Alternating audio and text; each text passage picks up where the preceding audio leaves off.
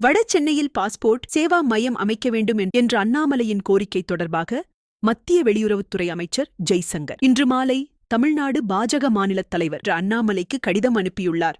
அந்த கோரிக்கை ஏற்கப்பட்டுள்ளதாக அதில் தெரிவிக்கப்பட்டுள்ளது. சமீபத்தில் அண்ணாமலை இலங்கை எல்லையில் தமிழக மீனவர்கள் பிரச்சினைகள் தொடர்பாக டெல்லிக்கு பயணம் மேற்கொண்டார்.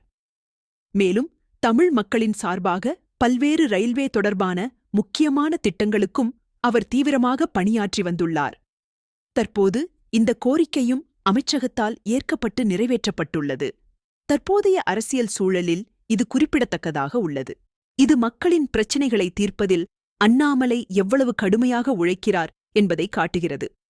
கட்சிக்குள் சில காரியகர்த்தாக்கள் தங்கள் கட்சி மற்றும் பல்வேறு துறை பதவிகளுக்கு அண்ணாமலை பரிந்துரை செய்யவில்லை என்று குற்றம் சாட்டியுள்ளனர்.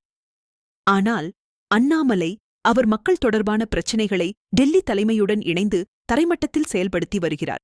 இதன் மூலம் மோடி மற்றும் மத்திய அரசுக்கு எதிரான திமுகவின் வெறுப்பு பிரச்சாரத்தின் கருத்து அழிக்கப்படும் என்பது அவரது நோக்கம்.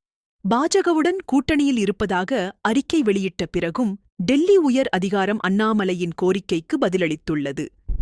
இது அதிமுகவை மிகவும் சங்கடத்தில் ஆழ்த்தியுள்ளது.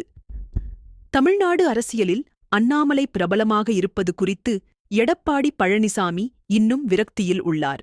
தற்போதைய அரசியல் சூழலில் அண்ணாமலையின் இந்த செயல்பாடு பாஜகவுக்கு பெரும் பலமாக அமையும் என்று அரசியல் ஆய்வாளர்கள் கருத்து தெரிவித்துள்ளனர். பாஸ்போர்ட் சேவா மையம் அமைப்பது போன்ற மக்கள் நலன் சார்ந்த திட்டங்களை டெல்லி வரை கொண்டு செல்லும் அண்ணாமலை மக்களிடையே பெரும் ஆதரவை பெற்று வருகிறார். இது தமிழ்நாட்டில் பாஜகவின் வளர்ச்சிக்கு பெரிதும் உதவும் என்பதில் ஐயமில்லை. வட சென்னையில் புதிய பாஸ்போர்ட் சேவா மையம் அமைப்பது தொடர்பான அறிவிப்பு வெளியான பின்னர் பெரும்பாலான மக்கள் அண்ணாமலைக்கு நன்றி தெரிவித்து வருகின்றனர். வட சென்னை மக்களுக்கு இது மிகப்பெரிய வரப்பிரசாதம். இதுவரை எங்களுக்கு பாஸ்போர்ட் பெற பல கிலோமீட்டர் தூரம் பயணம் செய்ய வேண்டியிருந்தது. இப்போது எங்கள் பகுதியிலேயே கிடைப்பது மிகவும் வசதியாக இருக்கும் என்று வட சென்னையைச் சேர்ந்த மக்கள் சொல்வதை பார்க்க முடிகிறது. இதனிடையே அதிமுக தரப்பில் இருந்து இதுவரை இந்த விஷயம் குறித்து எந்த அதிகாரப்பூர்வ கருத்தும் வெளியிடப்படவில்லை. ஆனால் அக்கட்சியின் சில மூத்த தலைவர்கள் பாஜக தலைமையின் நடவடிக்கைகள் குறித்து தங்கள் அதிருப்தியை தனிப்பட்ட முறையில் தெரிவித்து வருவதாக தகவல்கள் கூறுகின்றன.